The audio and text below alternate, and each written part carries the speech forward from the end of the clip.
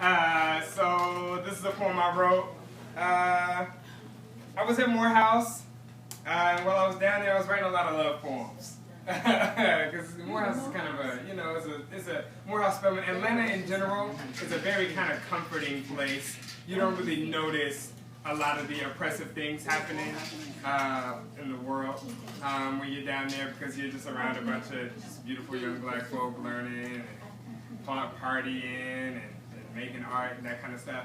Then I got back to Chicago and I was reminded what the world was like. Got back to segregation and, you know, rampant poverty in a lot of ways. And that's in Atlanta too, but we were shielded from it. So Chicago has you know, an interesting way of not having any shields. So I got back and I wrote this because there's a lot of this that we still need to respond to. Oh, yeah, cool. I'll be yelling soon. Yeah, so this is how I felt when I got back to Chicago, and you know, it recognizes the beauty in the city, and it recognizes a lot of the, you know, things that are not so beautiful. And yeah, so most of it's written in metaphor form, so nothing's too straightforward. So, you know, whatever you get from these images that I'm creating is what you're supposed to get. All right.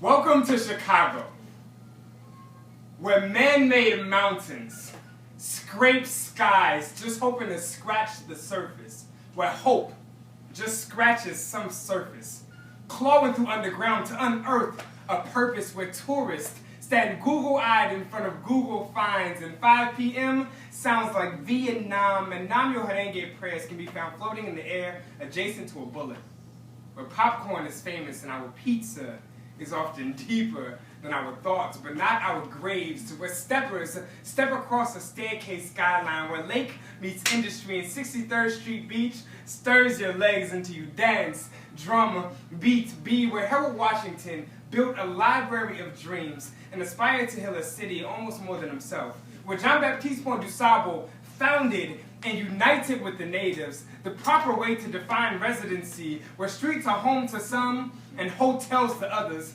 bodies with more baggage than a bellboy can bear, where summertime greets hibernated Chicago bears and bulls gallivant through the streets, shaking little cubs out of their socks, where cold blankets a city, irony at its best, and at its best we are all just dirty snow, waiting to melt into another chance to be useful, where Donald Trump deemed befitting to build his ego, where Obama reps, as well as Kanye, West Side, South Side, North Side, East Side, West Side, South Sides are divided like on entree plates, hoping not to mix the taste of Chicago. And the point of it all, I mean the meat, isn't very protein. Our youth are thrown in the gutter like new bowlers and forced to shoot haphazardly at each other, aiming straight for the jugular. Lines of fire crisscross, looking like a diagram of a lifeline going haywire. Haywire. FBI, CIA, Pentagon dons. It dawned on me that these are just body mics for the show. Extinction Live, brought to you by buying itself. It's wild. Body bags tallied to count the unaccounted for. I counted 4 mean mugs in a block radius. Radiance is dormant. Forget day. Sunset replaced by some set, some gang. All the signs thrown up is nauseating. All the shines shaded is depressing. Where the meds? Where's the healing? Building shot up from her back covered in structural acupuncture needles, piercing like a nonconformist face, piercing like the creator's gaze on a mistake. For God's sake, Chicago. My knight in rusty armor. To save you is to have all the answers, and I don't. But I do know a windy city that blows pollen in the face of an ice age.